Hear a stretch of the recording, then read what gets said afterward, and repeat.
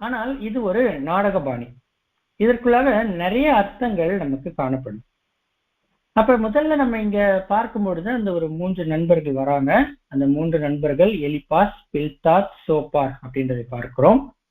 அந்த 3 நண்பர்களும் யோபுவுக்கு ஆறுதல் சொல்வதற்காக வரக்கூடியவர்கள் யோபுவின் தீமையை பார்த்து மௌனமாக தரையில உட்கார்ந்துருக்கிறாங்க.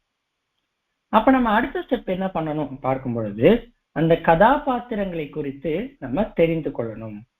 கதாபாத்திரங்களை குறித்து இல்ல இந்த 3 நண்பர்களை குறித்து நம்ம தெரிந்து கொள்வதற்கு யோபு 42வது அதிகாரத்தின் 7 - 9 வசனங்கள். யோபு 42 7 - 9 இந்த வசனங்கள் மிக மிக நமக்கு ஒரு முக்கியமான பகுதியாக இருக்கு.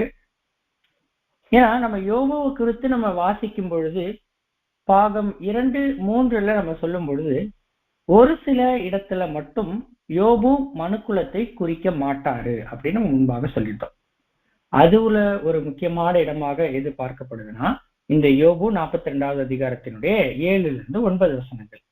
அதை நம்ம இப்பொழுது வாசிக்கிறோம். கர்த்தர் இந்த வார்த்தைகளை யோபோடே பேசின பின் கர்த்தர் தேமானியனான எலிபாசை நோக்கி, உன்மேலும் உன் 2 சிநேகிதர் மேலும் எனக்கு கோபம் மூழுகிறது.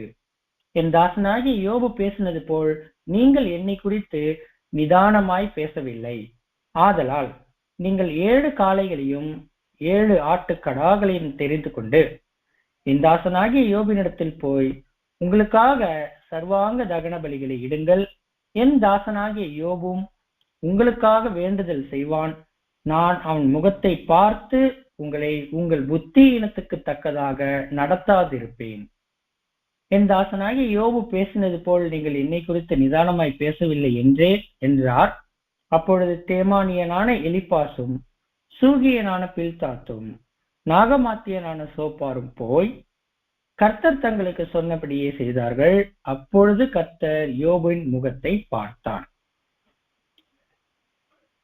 இந்த ஒரு சூழல் நம்ம பார்க்கும் பொழுது யோபு 42வது அதிகாரத்தில் நடக்குது. அப்ப அதற்கு முன்பாக அவர்கள் எல்லாரும் யோபுவிடம் மாற்றி மாற்றி அவர்கள் பேசுறாங்க.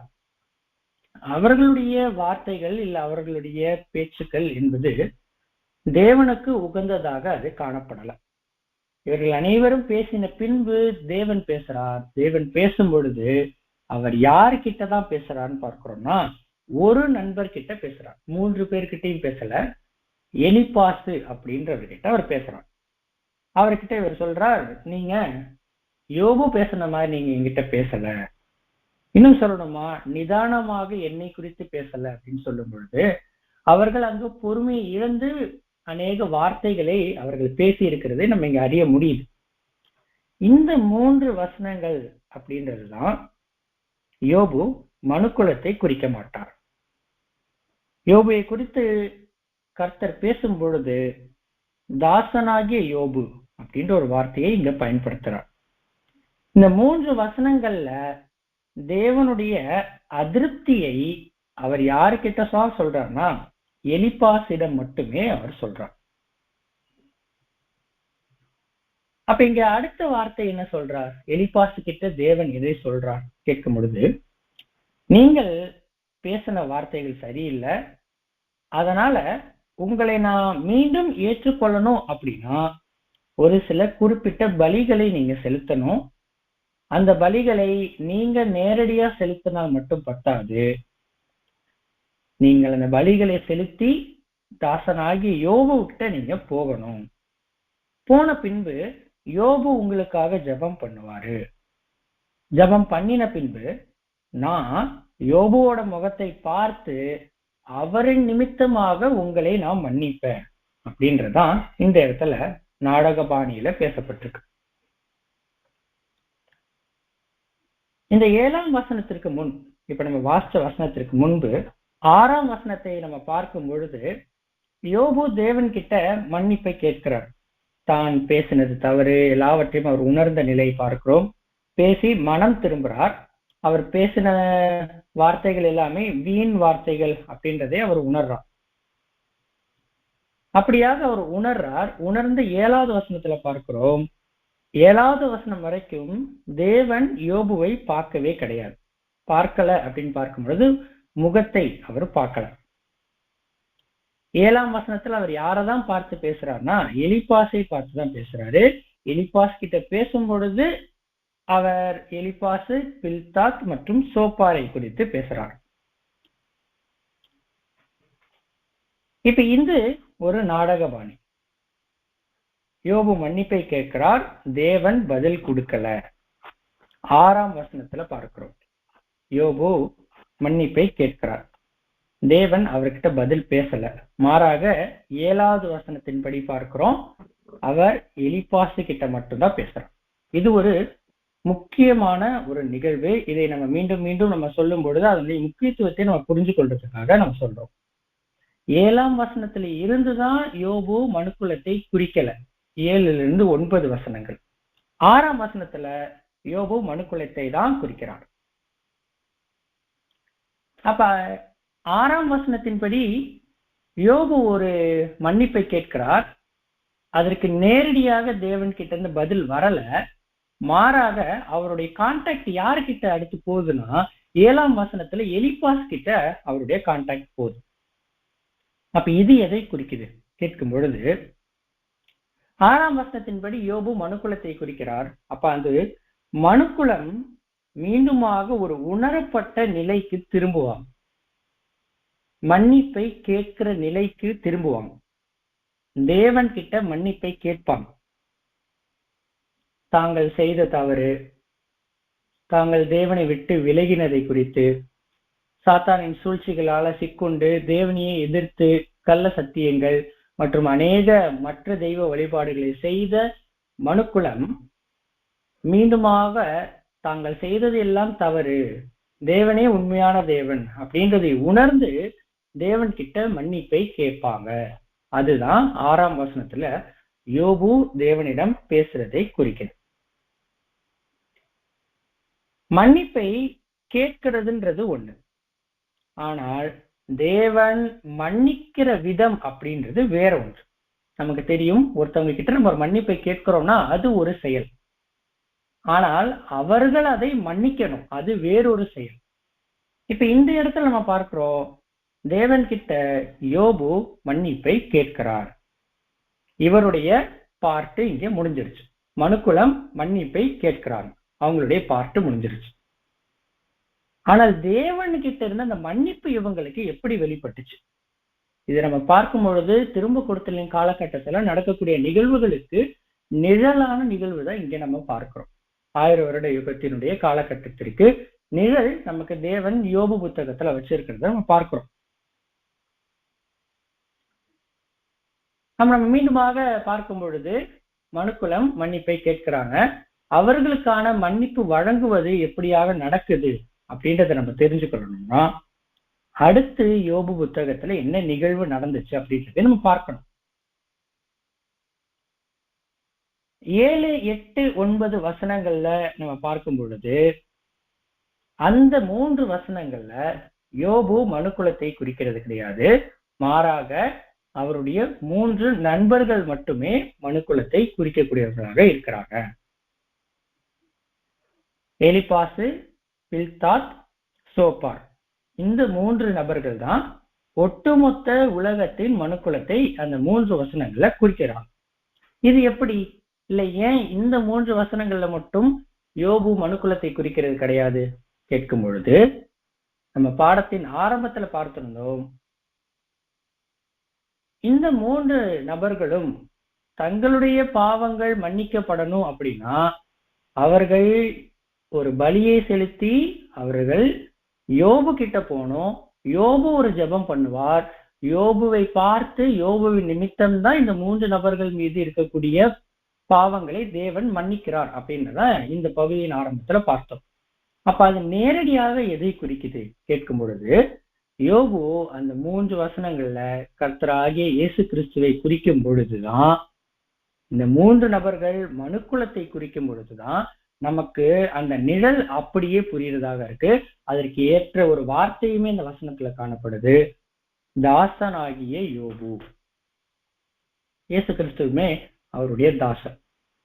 அப்ப அந்த வகையில பார்க்கும் பொழுது 7, 8, 9 வசனங்கள்ல யோபு கர்த்தராகிய இயேசு கிறிஸ்துவை குறிக்கிறார்.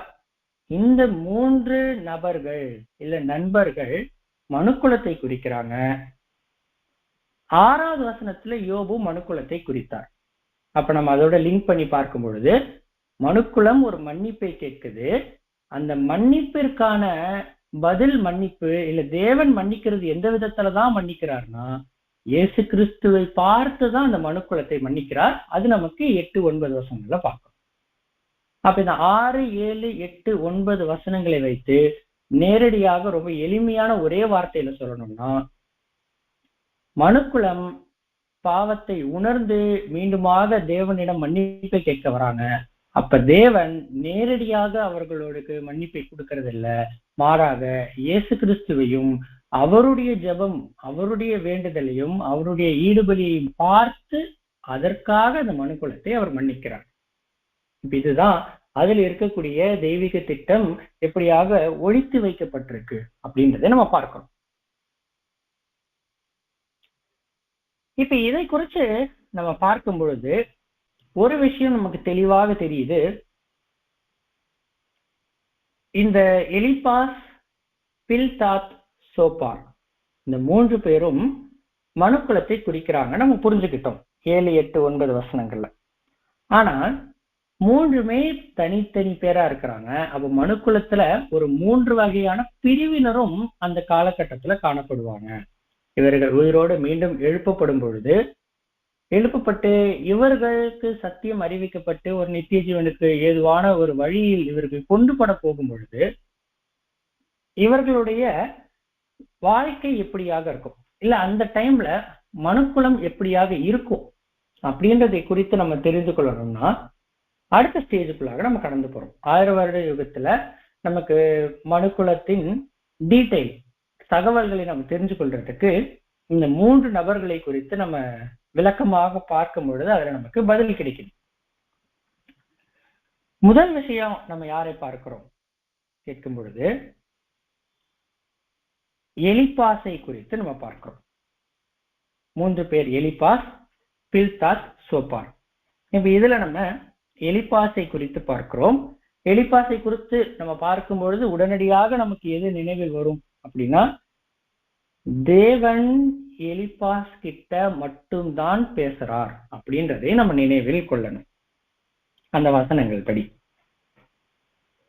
இப்ப நம்ம அதை ஆதாரமாக கொண்டு தேவன் எலிபாஸ் கிட்ட மட்டும்தான் பேசுறார், அப்ப ஏதோ ஒரு பிரிவினர் மனுக்குலத்துல இருக்கிறவங்க கிட்ட தேவன் தொடர்பு கொள்றார் அப்படின்றதை நம்ம புரிஞ்சு கொள்ளலாம். அது யார் மூலமா தான் தொடர்பு கொள்றாருன்னா கர்த்தராகிய இயேசு கிறிஸ்து மூலமாக தொடர்பு கொள்றார் நம்ம பார்க்கிறோம். அப்ப எலிபாஸை குறித்து பார்க்கும் பொழுது அவருடைய பெயருக்கான அர்த்தம் எலிபாசு, இதனுடைய ஸ்ட்ராங்ஸ் நம்பர் 464. இதனுடைய அர்த்தம் என் தேவன் பசும் பொன் அப்படின்ற ஒரு அர்த்தம் வருது. என் தேவன் பசும் பொன், கோல்டு அப்படின்ற ஒரு அர்த்தம் வருது. வேதத்துல பொன் அப்படின்றது எதை குறிக்கிறதாக இருக்குன்னு பார்க்கிறோம்னா திவ்ய சுபாவத்தை குறிக்குது. இது நமக்கு நன்றாகவே தெரிந்தது. இதை குறித்ததான ஒரு சில தகவல்களை நம்ம பார்க்கும் பொழுது ஒரு ஆசரிப்பு கூடாரத்தை எடுத்துக்கொண்டோம்னா அந்த ஆசரிப்பு கூடாரம் கிறிஸ்துவை குறிக்குது அப்படின்ற கோணத்துல நம்ம எடுத்துக்கிறோம். ஆசரிப்பு கூடாரம் கிறிஸ்துவை குறிக்குது அப்படின்னு நம்ம எடுத்துக்கிட்டோம்னா அதற்கு அங்க இருக்கிற அந்த பரிசுத்த ஸ்தலம் எதை குறிக்குதுன்னா கிறிஸ்துவின் உருவாக்குதல், ஒரு ஆவியினால் ஜெனிப்பிக்கப்பட்ட நிலையை குறிக்குது பரிசுத்த ஸ்தலம். மகா பரிசுத்த ஸ்தலம் அங்க இருக்கக்கூடிய எல்லா பொருட்களும் எதனால செய்யப்பட்டிருக்கு பார்க்கும் பொழுது தங்கத்தினால செய்யப்பட்டிருக்கு. அப்ப அங்கேயுமே நமக்கு தங்கம் ஒரு திவ்ய சுபாவத்தை குறிக்குது. ஆவியினால் ஜெனிப்பிக்கப்பட்ட நிலையை கடந்து பரிசுத்த ஸ்தலத்தை தாண்டி மகா பரிசுத்த ஸ்தலத்திற்குள்ள போகும்பொழுது ஒரு திவ்ய சுபாவம் அவர்களுக்கு கொடுக்கப்படுது அப்படின்ற கோணத்துல நம்மளால பார்க்க முடியும். மேலும் அநேக கோணத்துல அந்த ஒரு தங்கத்தை நம்மளால ஆசரிப்பு கூடாரத்தை வைத்து பார்க்க முடியும். வேறு சில உதாரணங்கள்ல பார்க்கும் பொழுது 1 ஆறு பைசோன் நம்ம பார்த்திருக்கிறோம். ஆறுகளை குறித்து பார்க்கும் பொழுது அந்த பைசோன் அது போய் முடியக்கூடிய இடம் இல்ல அது போகக்கூடிய இடம் எதை விளைவிக்கும் அப்படின்னு பார்த்தோம்னா பொன் விளைவிக்கும். அப்ப நமக்கு மீண்டுமாக தெரியுது இந்த தங்கம் அல்லது பொன் அப்படின்றது திவ்ய சுபாவம். அப்ப இங்க எலிப்பாசு அப்படின்றது என் தேவன் அருமையான பொன் அல்லது என் தேவன் அருமையான தங்கம் அப்படின்றது சொல்லப்பட்டிருக்கு. இது மனுக்குலத்தின் ஒரு வகுப்பார். மனுக்குலத்துல இருக்கிற 3 விதமான ஜனங்களை இந்த 3 நண்பர்கள் குறிக்கக்கூடியவங்களாக இருக்கிறாங்க. மனுக்குலத்துல யாருடைய தேவன் உண்மையான தேவனாய் இருக்கிறார்? இந்த ஒரு கேள்வி அப்படின்றது இன்றைக்கே உலகத்தில் காணப்படுது. யாருடைய தேவன் உண்மையாக இருக்கிறார் அப்படின்னு சொல்லி மனிதர்கள் கேட்கிறாங்க. எல்லா மதங்களுக்குமே அநேக தேவர்கள் உண்டு, ஆராதனைகள் நடக்குது, புதுசாக அநேக தெய்வங்களை உண்டாக்கி வணங்குறாங்க, விசுவாசிக்கிறாங்க. ஆனால் நம்ம மேல பார்த்த அந்த ஒரு என் தேவன் அருமையான பொன், அதாவது ஒரு திவ்யத்துவத்தோடு இருக்கக்கூடிய ஒரு தேவன் இருக்கிறார், திவ்ய சுபாவத்தோடு இருக்கக்கூடிய ஒரு தேவன் இருக்கிறார் அப்படின்னு நம்ம கேட்டோம்னா அது ஒரே உண்மையான தேவனாக இருக்கக்கூடிய நம்முடைய தேவனாக இருக்கிறார். அப்ப அவர் யாருடைய தேவன் கேட்கும் பொழுது இஸ்ரேல் தேசத்தினுடைய தேவன் அவர் அப்படின்றதை பார்க்கிறோம். உலகத்தில் இருக்கக்கூடிய எல்லா போலியான தேவர்கள் மத்தியில உண்மையான ஒரு உண்மை மெய் தெய்வமாக இருக்கக்கூடியவர் யாராக இருக்கிறார்னா இஸ்ரேலின் தெய்வமாக காணப்படுறார். அப்ப அதுதான் குறிக்குது என் தேவன் உண்மையான தேவன் அருமையான பொன். சரி, இது எப்ப வெளிப்படும்? இன்றைக்கு நமக்கு தெரியுது தேவன் உண்மையான தேவன், திவ்யத்துவத்தின் தேவன், திவ்ய சுபாவங்கள் நிறைந்த தேவன் நமக்கு தெரியுது. ஆனால் இது எப்ப வெளிப்படும்? யார் மூலமாக வெளிப்படும்? அப்ப அவங்கதான் இந்த எலிப்பாசை குறிக்கக்கூடியவங்களாக இருப்பாங்க. அந்த பகுதி, அந்த பார்ட் ஆஃப் த மக்கள் தான் எலிப்பாஸ்ன்றதை குறிப்பாங்க. எப்ப தேவன் உண்மையான தேவன் வெளிப்படும்? ரொம்ப எளிமையாக நமக்கு தெரியும், இஸ்ரேல் ஜனங்களுக்கு முன்பாக வெளிப்படும். 3ஆம் உலகத்தின் போரின் மகா உபத்திரவத்தின் காலத்துல உலகத்திற்கு முன்பாக இஸ்ரேல் அப்படின்ற ஒரு தேசம் வெளியில எல்லாரும் முன்பாக வெளிப்படும். உலகத்திற்கு முன்பு இஸ்ரேல் என்ற ஒரு தேசம் தனித்து நிற்கும். வேதத்துல அதனாலதான் ஒரு அருமையான ஒரு வார்த்தை கொடுக்கப்பட்டிருக்கு.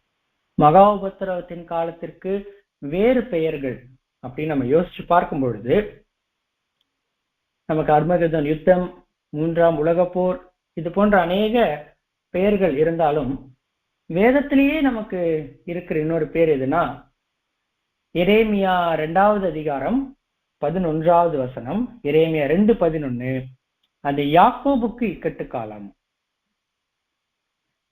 ஐயோ, அந்த நாள் பெரியது, அதை போல் ஒத்த நாள் இல்லை. அது யாக்கோபுக்கு இக்கட்டு காலம், ஆனாலும் அவன் அதற்கு நீங்களாகி ரட்சிக்கப்படுவான்.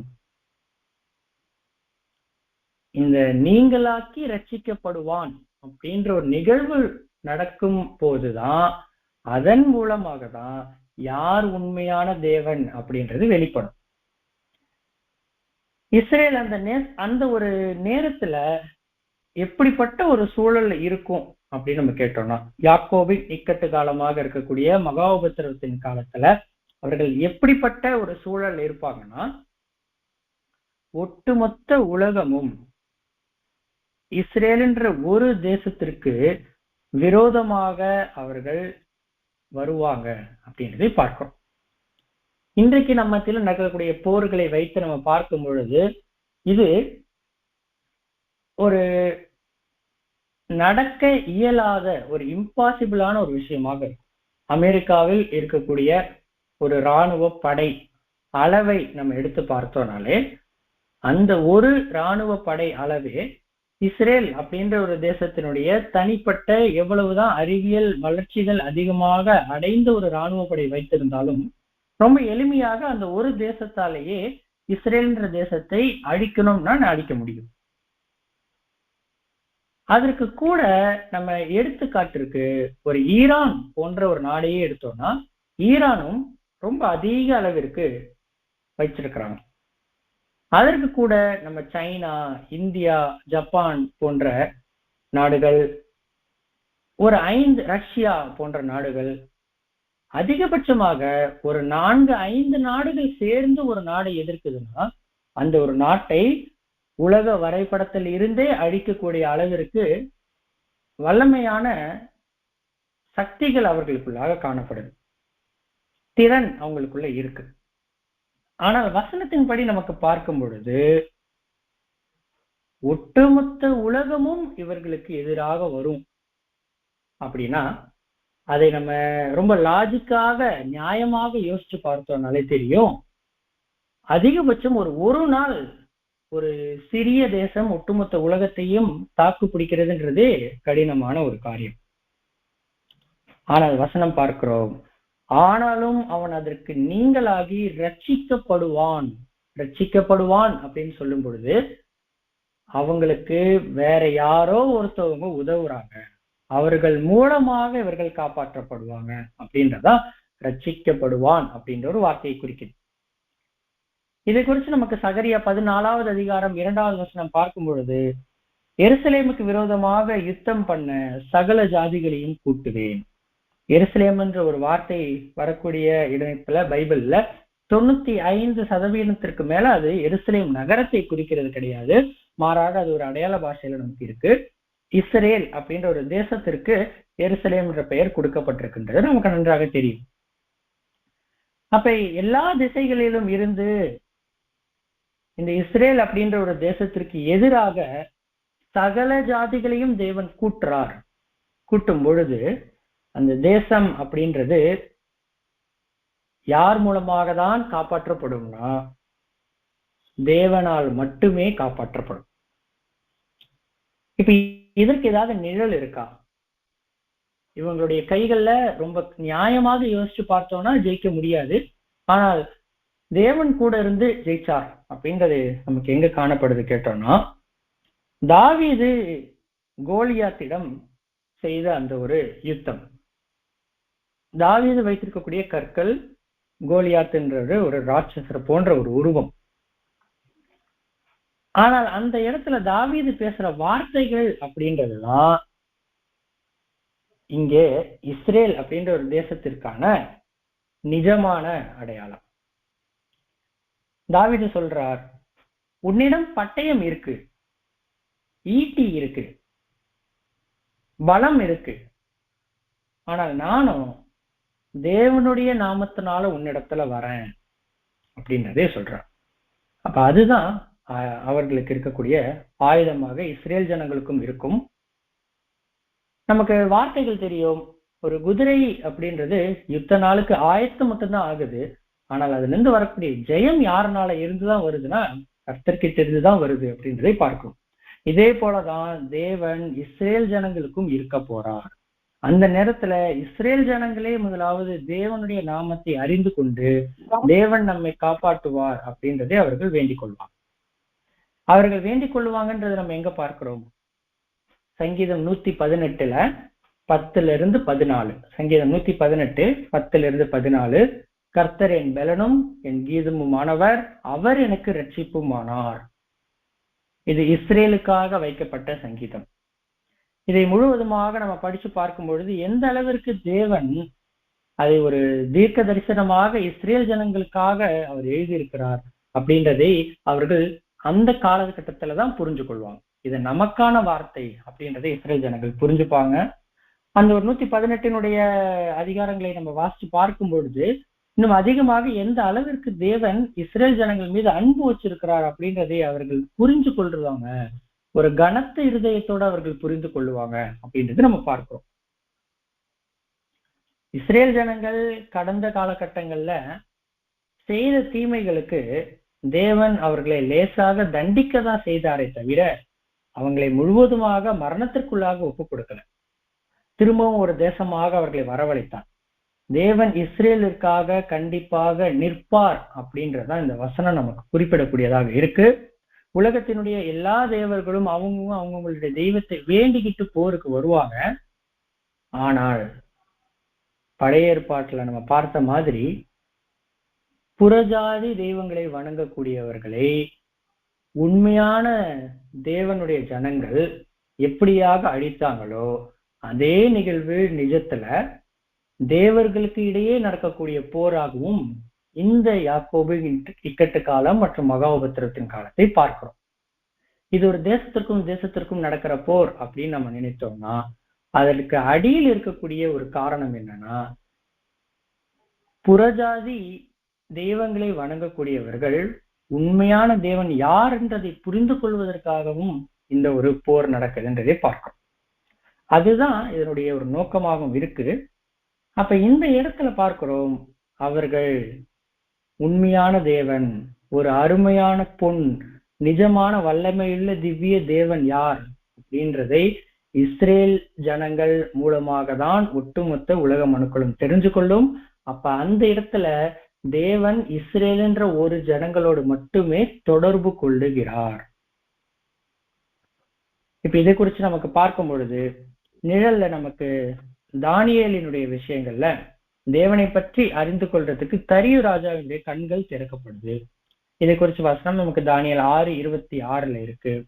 மற்றும் நேபுகாத்நேசருடைய சாட்சி பார்க்கிறோம், தானியேல் 3:29 இருக்கு. இது எல்லாவற்றையும் நம்ம வைத்து பார்க்கும் பொழுது புறஜாதி ராஜாக்கள் எந்த அளவுக்கு இஸ்ரேல் தேவன் தான் உண்மையான தேவன்றதை கண்டுபிடிச்சு அவரை மகிமைப்படுத்தினாங்களோ அதே போல இஸ்ரேல் அப்படின்ற இன்றைக்கு இருக்கக்கூடிய தேசத்தின் மூலமாக ஒட்டுமொத்த உலகத்தின் ஜனங்களும் உண்மையான தேவன், என் தேவன் பசும் பொன் அப்படின்ற அளவிற்கு இஸ்ரேல் ஜனங்கள் கொடுக்கக்கூடிய சாட்சிகள் மூலமாக அவர்கள் ரட்சிக்கப்படுவதன் மூலமாக மற்ற உலக மனுக்குலம் அதை புரிஞ்சு கொள்ளுவாங்க அப்படின்றதை பார்க்கிறோம். அப்ப இதுல இருந்து நமக்கு கிடைக்கக்கூடிய முதல் விஷயம் என்ன பார்க்கும் பொழுது, எலிப்பாசினுடைய அர்த்தம் என் தேவன் அருமையான பொன் அப்படின்றது இஸ்ரேல் மூலமாக நிரூபிக்கப்படும். அப்ப அந்த உண்மையான தேவன் யார்கிட்ட மட்டும்தான் பேசுறாருன்னா எலிப்பாஸ் கிட்ட மட்டும்தான் பேசுறார். தேவன் உலகத்துல பேசும்போது யாரிடம் மட்டும்தான் பேசுவார்னா இஸ்ரேலிடம் மட்டுமே பேசுவார். அப்ப எலிப்பாஸ் இஸ்ரேல் ஜனங்களை குறிக்கக்கூடியவராக இருக்கிறார். அப்ப முதல் விஷயம் நமக்கு புரியுது, எலிப்பாஸ் இஸ்ரேல் ஜனங்களை குறிக்கிறார். இதை குறிச்சதான வசனங்கள் நம்ம பார்க்கும் பொழுது சகரியா 8:23 நம்ம அதை நோட் பண்ணிக்கலாம். சகரியா 8:23, யோவான் 4:22. முதல்ல சகரியா 8:23 பார்க்கும் பொழுது, அந்நாட்களில் பலவித பாஷைக்காரராகிய புறஜாதியரில் 10 மனுஷர் ஒரு யூதனுடைய வஸ்திர தொங்கலை பிடித்து கொண்டு தேவன் உங்களோடே இருக்கிறார் என்று கேள்விப்பட்டோம், ஆகையால் உங்களோடே கூட போவோம் என்று சொல்லி அவனை பற்றி கொள்வார்கள் என்று சேனைகளின் கர்த்தர் சொல்லுகிறார். இந்த வார்த்தை தான் இவ்வளவு தூரம் நம்ம விளக்கமாக பார்த்தோம். யோவான் 4:22 பார்க்கும் பொழுது, நீங்கள் அறியாததை தொழுது கொள்கிறீர்கள், நாங்கள் அறிந்திருக்கிறதை தொழுது கொள்கிறோம், ஏனென்றால் ரட்சிப்பு யூதர்கள் வழியாய் வருகிறது. அப்ப அங்க பார்க்கிறோம், அந்த 3 நண்பர்களுடைய பாவங்கள் மன்னிக்கப்படுவதற்கு இயேசு கிறிஸ்துவின் முகத்தை பார்க்கிறார்.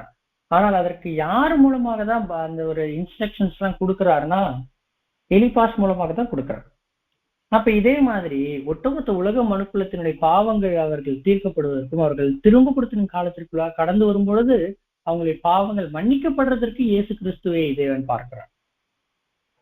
ஆனால் இவர்கள் உணர்ந்து திரும்ப வருவதற்குரிய காரியங்களை ஆரம்பிப்பதற்கு யார் மூலமாக தான் அதை ஆரம்பிக்கிறார்னா எலிப்பாசிடம் நேரடியாக தொடர்பு கொள்றார். அப்ப இஸ்ரேலிடம் தொடர்பு கொள்றார். அப்ப ஃபர்ஸ்ட் விஷயம், இஸ்ரேல் ஜனங்கள் ஒரு பிரிவினராக காணப்படுறாங்க ஒட்டுமொத்த மனுக்குலத்தினுடைய காலகட்டங்கள்ல. அப்ப திரும்ப கொடுத்தலின் காலகட்டத்தின் பொழுது ஃபர்ஸ்ட் ஸ்டெப்பு நமக்கு புரியுது.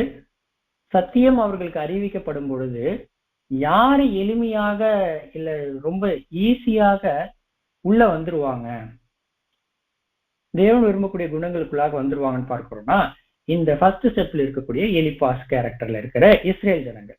ஏன்னால் இவர்களுக்கு பழைய ஏற்பாட்டின் விஷயங்கள் அதிகம் தெரியும், விசுவாசத்துல காலாகாலமாக இருக்கிறாங்க. அப்ப இவர்கள் அதிகமாக ரொம்ப ஈஸியாக தேவனுடைய ராஜ்யத்திற்குள்ளாக முழுவதுமாக பிரவேசிச்சு நித்திய ஜீவனை அடைவதற்கு ஏதுவாக அவர்கள் பிரவேசிப்பாங்க அப்படின்றதை பார்க்கிறோம். அப்ப அடுத்த ஸ்டெப்ல யார் இருக்கா? இரண்டாவதாக பார்க்கும் பொழுது பில்தாத்.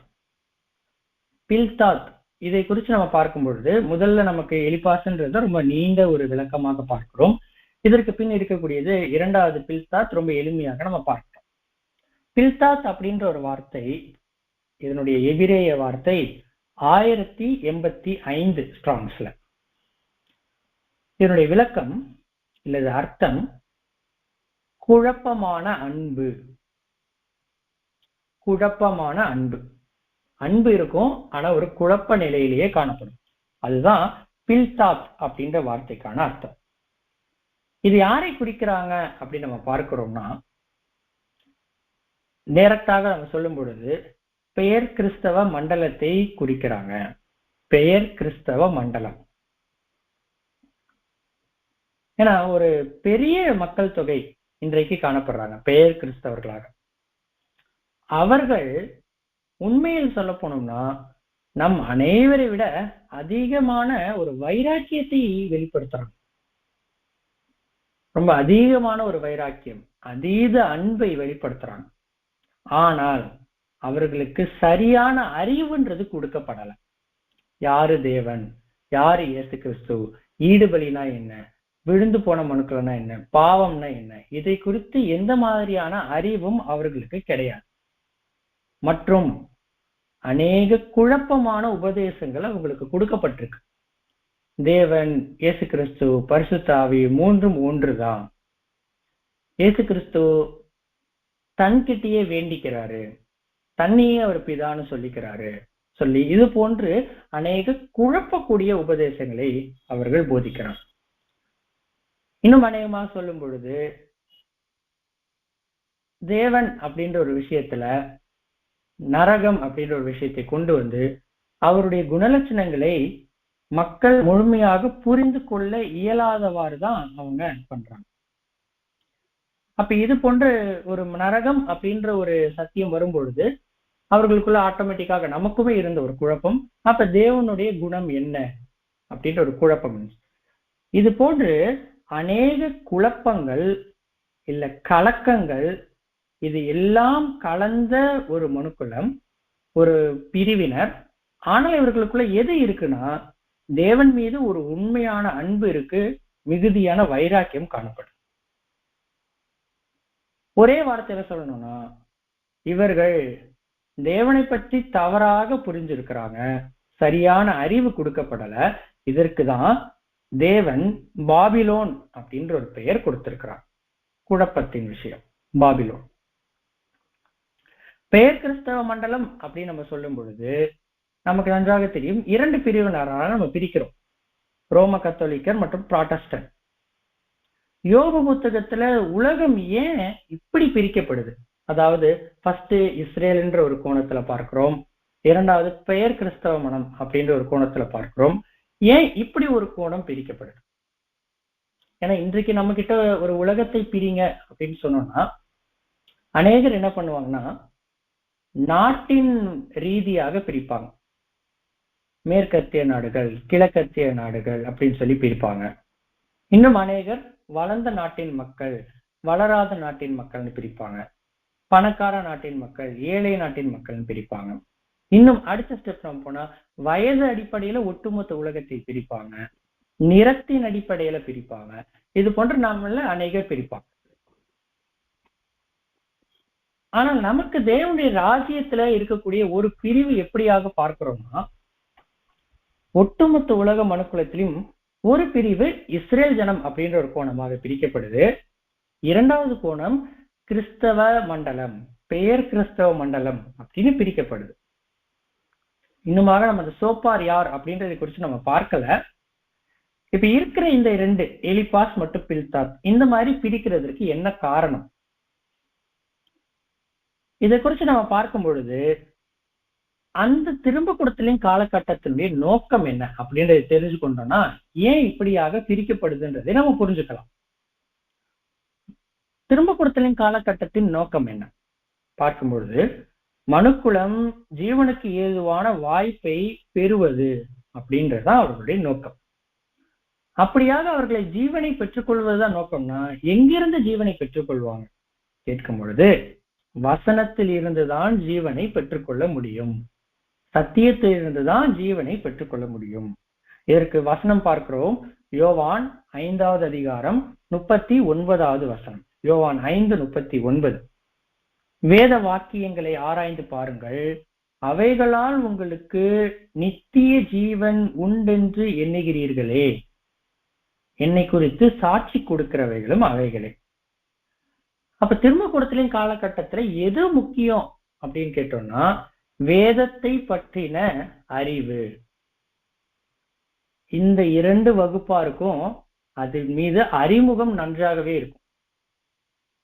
எலிப்பாசு இஸ்ரேல் ஜனங்கள், பழைய ஏற்பாட்டின் இஸ்ரேல், இவர்களுக்கு பழைய ஏற்பாட்டு காலங்கள் இன்னும் சொன்ன தோரா குறித்ததான அறிவு அதிகமாக காணப்படும்.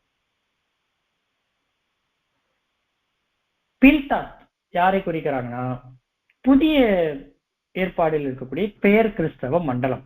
ஓரளவுக்கு வேதத்தின் மீது இவர்களுக்கு அறிவு இருக்கும், இன்னும் அறிமுகம் இருக்கும். ஏன்னா ஜீவ புத்தகத்தை தான் அவங்க எங்க போனாலும் கையில வச்சுக்கிட்டே போறாங்க. அப்ப இவர்கள் 2 பேருக்கும் ஏற்கனவே ஓரளவிற்கு அறிவுன்றது இருக்கு. இல்ல இன்னுமாக ஒரு கரெக்டான வார்த்தையில சொல்லணும்னா வேதத்தை பற்றின அறிமுகம்ன்றது இருக்கு. ஏன்னா நமக்கு நினைத்து நம்ம பார்க்கும் பொழுது காலகாலமாக வேதம்ன்றது என்ன அப்படின்றது தெரியாம, உள்ள இருக்கிற எந்த கேரக்டருமே தெரியாம ஒருத்தர் வந்து புதிதாக அவரு ஏல இருந்து ஸ்டார்ட் பண்ணுதல் அப்படின்றது எப்படியாக இருக்கும்? மாறாக சத்தியத்தை பற்றின அநேக அறிவுகள் காணப்படுது, நேரடியான எல்லா ஸ்டோரியும் அவங்களுக்கு தெரியுது. முற்பிதாக்கள் அப்படின்ற ஒரு பிரிவுகளுக்கு தெரியாட்டியும் அவர்களுக்கு முற்பிதாக்களை வரக்கூடியவர்களை பார்க்கும் பொழுது இவர்களை பற்றின அறிவு இருக்கும், இவங்க வாழ்க்கையை பற்றின அறிவு இருக்கும், இவங்க எப்படிப்பட்ட கேரக்டர்ல இருப்பாங்கன்றது இருக்கும். இப்ப இவர்களை எடுத்து பயன்படுத்துதல், இவர்களை முன்பாக எளிமையாக தேவனுடைய உண்மையான சத்தியத்திற்கு நேராக கொண்டு வருதல்ன்றது கொஞ்சம் ஈஸி, புதிதாக ஒருத்தருக்கு சொல்லுவதை காட்டிலும். இதை குறித்து நமக்கு ஒரு சில பாடங்கள்ல மற்ற பாடங்கள்ல பார்க்கும் பொழுது இன்றைய காலகட்டத்திலேயே தேவன் எப்படிப்பட்டவர்களை நம்மளுடைய ஐக்கியங்களுக்குள்ளாக எப்படிப்பட்டவரை தேவன் பயன்படுத்துறார் அப்படின்னு கேட்கும் பொழுது அதீத ஆர்வம் இருக்கக்கூடியவங்க, ஊழியத்தை செய்வதற்கு ஏதுவான ஆர்வம் இருக்கக்கூடியவர்களையே தேவன் எடுத்து பயன்படுத்தக்கூடியவராக இருக்கிறார். ஏன் கேட்கும் பொழுது ரொம்ப எளிமையான விளக்கம். இன்றைக்கு உலகத்திலேயே ஒரு அனுபவம் இல்லாத ஒருத்தவரை வேலைக்கு எடுப்பதை பார்க்கிலும் அந்த வேலையின் மீது ஓரளவிற்கு அனுபவம் இருக்கக்கூடிய ஒருத்தவரை தான் அவர்கள் ப்ரிஃபர் பண்றாங்க. அதே போலதான் நமக்கு இந்த இடத்துல எது கொடுக்கப்படுதுன்னா, ஒருத்தரை புதிதாக எடுத்து அவருக்குள்ளாக ஒரு குணங்களை வளர்த்து அதிக ரொம்ப உழைப்புகளை போட்டு நேரத்துல அவர்களை எடுத்து பயன்படுத்துவதை காட்டிலும் இது எல்லாம் படைத்த ஒருத்தர் ரெடிமேடாக இருக்கிறார், அவருக்குள்ள விருப்பம் இருக்குன்னா அவரை எடுத்து பயன்படுத்துறார் ஃபர்ஸ்ட் ஸ்டேஜ்ல அப்படின்றதை பார்க்கிறோம். அப்ப அதே போலதான் மனுக்குலத்தை மேலோட்டமான கண்ணத்திலிருந்து பார்க்கும் பொழுது சத்தியத்தை பற்றின ஓரளவுக்கு அறிவு படைத்தவர்கள், அறிமுகம் ஆனவர்களை முதல் ஸ்டேஜ்ல அவர்கள் மீண்டுமாக தேவனுடைய உண்மை சத்தியத்திற்கு நேராக வழிநிறுத்தப்படுவது அப்படின்றது கொஞ்சம் எளிமையான காரியம். அப்ப இதன் மூலமாக தான் பார்க்கிறோம் மனுக்குலம் இப்படியாக பிரிக்கப்படக்கூடியதாக இருக்கு. அப்ப ஃபர்ஸ்ட் ஸ்டேஜ் நமக்கு எலிப்பாசு இஸ்ரேல் ஜனங்களை குறிக்கிறார். இரண்டாவதாக பில்தாத் நமக்கு பேர் கிறிஸ்தவ மண்டலத்தை குறிக்கிறார். அப்ப மூன்றாவதாக சோப்பார் யாரை குறிக்கக்கூடியவராக இருப்பார்னா நமக்கு ரொம்ப ஈஸியாக தெரிந்த மாதிரி மீதம் இருக்கக்கூடிய மற்ற உலக ஜனங்கள். சோப்பார் அப்படின்றது மற்ற உலக ஜனங்கள். வேதத்தின் மீதான அறிமுகம் அவங்களுக்கு இன்னும் கிடைச்சிருக்காது. அவர்களுக்கு வேதம்னா என்னன்றதே தெரியாது. உண்மை தேவன்னா என்ன, இயேசு கிறிஸ்துவும் பிதாவும் அப்படின்றது என்ன, இது போன்ற ரொம்ப ஒரு ஆரம்ப படிநிலையில காணப்படுவான். அப்ப இந்த சோப்பார் குறித்து பார்க்கும் பொழுது இதனுடைய ஸ்ட்ராங்ஸ் வார்த்தை 6691 எபிரேய வார்த்தையில. அதனுடைய அர்த்தம் என்னன்னா, ஒரு 3 வகையான அர்த்தங்கள் நமக்கு கிடைக்குது. ஃபர்ஸ்ட் விளக்கம், சிட்டுக்குருவி, சிட்டுக்குருவி அப்படின்ற ஒரு விளக்கம். இரண்டாவதாக சீக்கிரம் புறப்படு, சீக்கிரம் புறப்படு. மூன்றாவதாக திரும்பி வருதல், திரும்பி வருதல். இந்த 3 விளக்கங்கள் தான் சோப்பார் அப்படின்ற ஒரு வார்த்தைக்கு அர்த்தமாக காணப்படுது.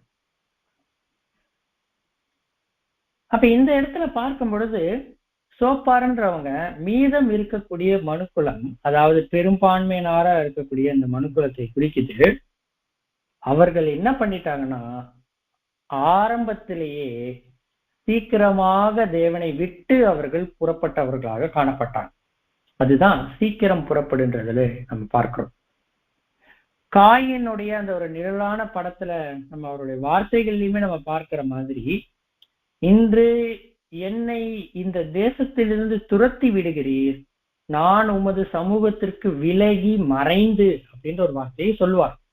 ஆதியாகமம் 4வது அதிகாரம் 14வது வசனம்.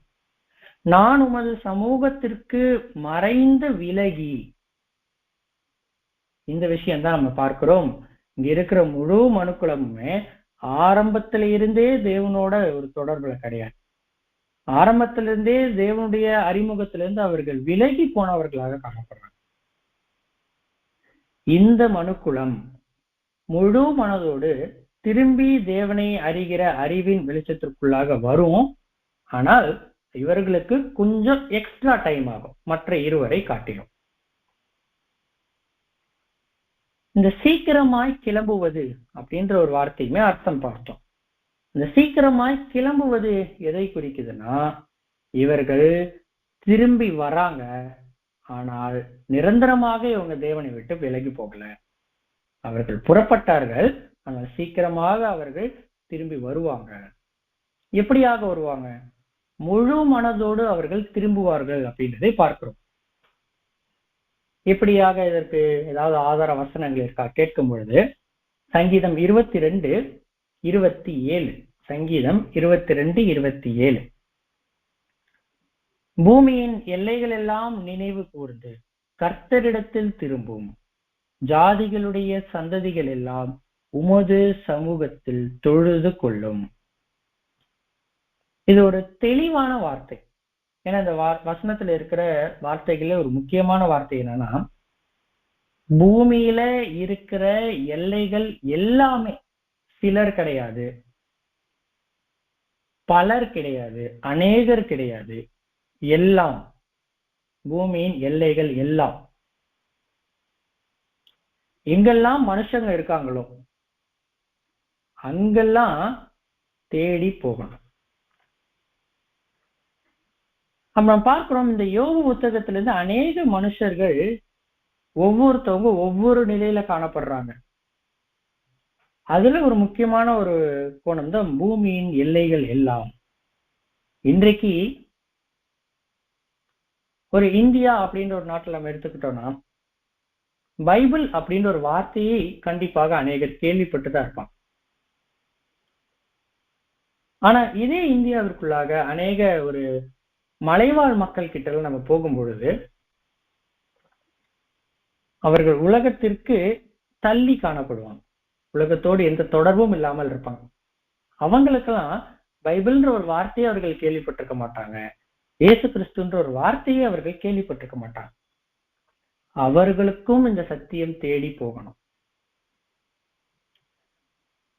அப்ப இப்படியாக நம்ம பார்க்கிறோம், அவர்களையும் தேடி அவங்களையும் அது குணமாக்கணும். குணமாக்கி சீக்கிரமாக அவர்களையும் திரும்ப கூட்டிட்டு வர்றதுதான் நம்ம பார்க்கிறோம் சகல ஜாதிகளுடைய சந்ததிகள் எல்லாம் உமது சமூகத்தில் தொழுது கொள்ளும்.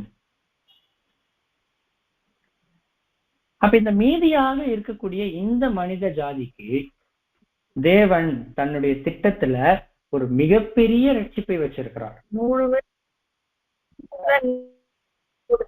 1000 ஆண்டு யுகத்தின் ரட்சிப்பு யாருக்காக தான் அப்படின்னு நம்ம பார்க்கிறோம்னா உலகத்திற்காக தான்.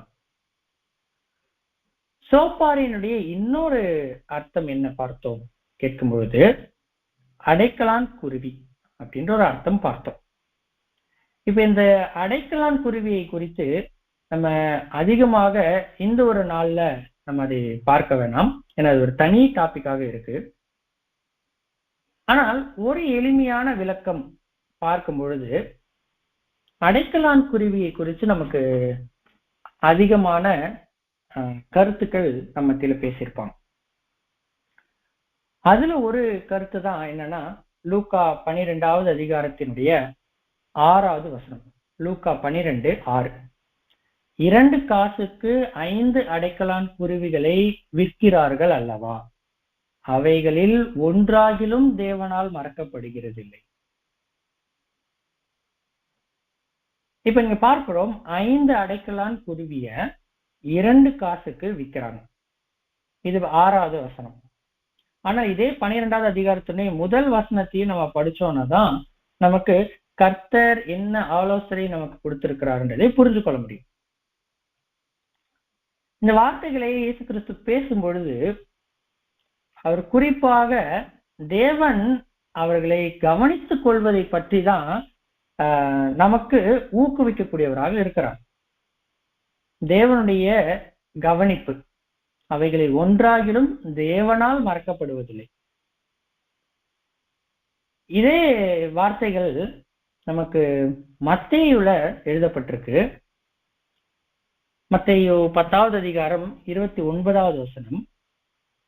1 காசுக்கு 2 அடைக்கலான் குருவிகளை விற்கிறார்கள் அல்லவா, ஆயினும் உங்கள் பிதாவின் சித்தம் இல்லாமல் அவைகளில் ஒன்றாகிலும் தரையிலே விழாது.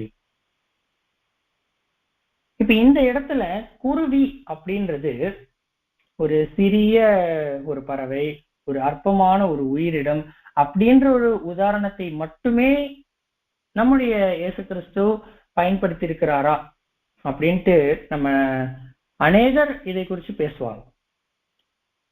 அநேகர் இதை குறித்து நம்மளுமே ஒரு கடந்த வருடங்கள் எல்லாம் இதை குறித்து பேசும்போது பேசியிருக்கிறாங்க. ஆனால் இங்க பார்க்கிறோம் இது ஒரு உவமை பாஷையாக இருக்கு. மத்தேயு 13:34 கூட இது பார்க்கிறோம். இப்ப இதை நம்ம இன்னும் கொஞ்சம் ஆராய்ச்சி பண்ணும் பொழுது, இந்த அடைக்கலானை குறித்து நம்ம ஆராய்ச்சி பண்ணும் பொழுது அது முதல் ஒரு அர்த்தத்தை தருது. அந்த அர்த்தத்தை நம்ம இங்க பார்க்கலாம்.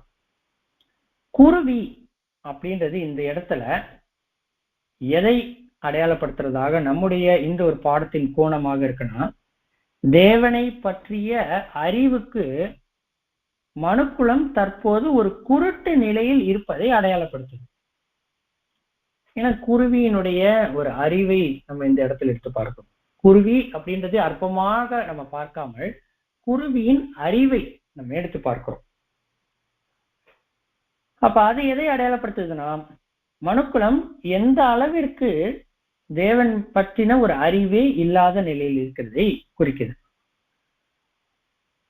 அப்படிப்பட்ட மனுக்குலம், அப்படிப்பட்ட அடைக்கலான் குருவி, அந்த ஒரு குருவி உங்கள் பிதாவின் சித்தம் இல்லாமல் அவைகளில் ஒன்றாகிலும் தரையிலே விழாதுன்றது உலகெங்கும் இருக்கக்கூடிய தேவனுடைய கண்காணிப்பு, தேவனுடைய கவனிப்பு, தேவனுடைய பாசத்தை அது குறிக்கிறதாக இருக்கு. அப்ப இதுதான் நம்ம பார்க்கிறோம். அந்த அடைக்கலான் குருவி அப்படின்றது மனுக்குலத்தை இந்த இடத்துல பார்க்கிறோம். அந்த மனுக்குலம் தேவனுடைய பற்றின ஒரு அறிவே இல்லாத நிலையில் இருந்தாலும் அதே சமயம் தேவன் அவர்களை கண்காணிக்கிறார், அவர்களை கவனிக்கிறார் அப்படின்றதை இந்த இடத்துல நம்மளால பார்க்க முடியுது. ஆனால் இதுல ஒரு வேறுபாடு பார்க்க முடியுது. அந்த வேறுபாடு எங்க இருக்குன்னா, மீண்டுமாக லூக்கா 12:7 பார்க்கும் பொழுது, ஆகையால் பயப்படாதிருங்கள், அநேகம் அடைக்கலான் குருவிகளை பார்க்கிலும் நீங்கள் விசேஷித்தவர்களாயிருக்கிறீர்கள். அப்ப இதுல அந்த அநேக அடைக்கலான் குருவிகள் யாருன்னா ஒட்டுமொத்த மனுக்குலம். அதுல நீங்கள் விசேஷித்தவர்களாக இருக்கிறீர்கள்னா நம்ம தெரிந்து கொள்ளப்பட்டவர்களாக இருக்கிற நம்ம இதில் விசேஷித்தவர்களாக இருக்கிறோம். உண்மையிலே சொல்லணும்னா ஒரு புது சிருஷ்டி அப்படின்றது மனுக்குலத்துக்கு ஒரு பிரதிநிதிகளாக இருக்க போறாங்க. இது குறித்து நம்ம பார்க்கிறோம்னா வெளிப்படுத்தல் 5:9 இதை குறித்த வார்த்தை இருக்கு. கிறிஸ்துவினுடைய ஒரு தெய்வீக ராஜ்யத்துல ரொம்ப முக்கியமான இடங்கள் இவர்கள் காணப்படக்கூடியவர்களாக இருக்கிறாங்க. சங்கீதம் 87:5 கூட நம்ம பார்க்கிறோம். அப்ப அதன் மூலமாக இயற்கையாகவே நமக்கு அது எப்படியாக புரியுதுன்னா, அநேகம் அடைக்கலான் குருவிகளை பார்க்கிலும் நீங்கள் விசேஷித்தவர்களாக இருக்கிறீர்கள் அப்படின்றது இன்றைக்கு பல நாடுகள்ல பெரிய பெரிய இடங்கள்ல மக்கள் காணப்படுறாங்க. ஆனால் அவர்கள் எல்லாருக்கும் மேலான ஒரு இடத்தை ஒரு புது சிருஷ்டியாக இருக்கக்கூடியவர் அடைய போறாங்க. இன்றைக்கு அநேக மக்கள் காணப்படுறாங்க, அநேக மொழிகள் காணப்படுது, அநேக கலாச்சாரங்கள் காணப்படுது. இருந்தும் இந்த அநேக அடைக்கலான் குருவிகளை பார்க்கிலும் நீங்கள் விசேஷித்தவர்களாக இருக்கிறீர்கள்ன்றது இது ஆவியின் ஒரு ஆசீர்வாதத்தை பெற்ற சபையாருக்கு குறிப்பிடக்கூடியதாக இருக்கு. அப்ப அதன் மூலமாக நமக்கு மூன்றாவதாக கிடைக்கிற அந்த ஒரு சோப்பார் அப்படின்ற ஒரு வார்த்தைக்கான அர்த்தத்தின்படி நம்ம பார்க்கும் பொழுது சிட்டுக்குருவி அப்படின்ற ஒரு அர்த்தத்தை எதை குறிக்குதுன்னா மனுக்குலத்தை குறிக்குது. அதுலயும் நம்ம முதல் 2 மனுக்குலம் இஸ்ரேல் ஜனம், பெயர் சபை, இவர்களை தாண்டி இருக்கக்கூடிய மனுக்குலத்தை இந்த சோப்பார்ன்றது குறிக்கக்கூடியதாக இருக்கு. அதுல இந்த சிட்டுக்குருவின்றதை நம்ம இப்ப விளக்கம் பார்த்தோம். சீக்கிரம் புறப்படு அப்படின்றது அவர்கள் தேவனை விட்டு வெளியில சீக்கிரம் போனவர்களாக இருக்கிறாங்க. திரும்பி வருதல்ன்றது அவர்கள் நிரந்தரமாக தேவனை விட்டு போல அவர்கள் மீண்டுமாக மனப்பூர்வமாக தேவனிடம் திரும்பி வருவாங்க அப்படின்றதை குறிக்குது. நமக்கு அடுத்த பாகத்தில் நம்ம மீண்டுமாக வரும்பொழுது இந்த அடைக்கலான் குருவிகளை குறித்து இன்னும் ஆழமான ஒரு விளக்கத்தை நம்ம பார்ப்பதற்கு தேவனுடைய கிருபை இரக்கம் நம் அனைவரோடும் இருப்பதற்கு நம்ம வேண்டிக் கொள்வோம். இந்த ஒரு நேரத்திலும் இப்படிப்பட்ட வாய்ப்பினை தந்த பிதாவாகிய தேவனுக்கு என்னுடைய தனிப்பட்ட நன்றிகளை தெரிவித்துக் கொள்கிறேன். தேவன் தாமே இந்த வார்த்தைகளை ஆசீர்வதிப்பாராக. பொறுமையோடு கேட்ட அனைத்து சகோதர சகோதரிகளுக்கும் என்னுடைய தனிப்பட்ட நன்றிகளை தெரிவித்துக் கொள்கிறேன். ஆமென்.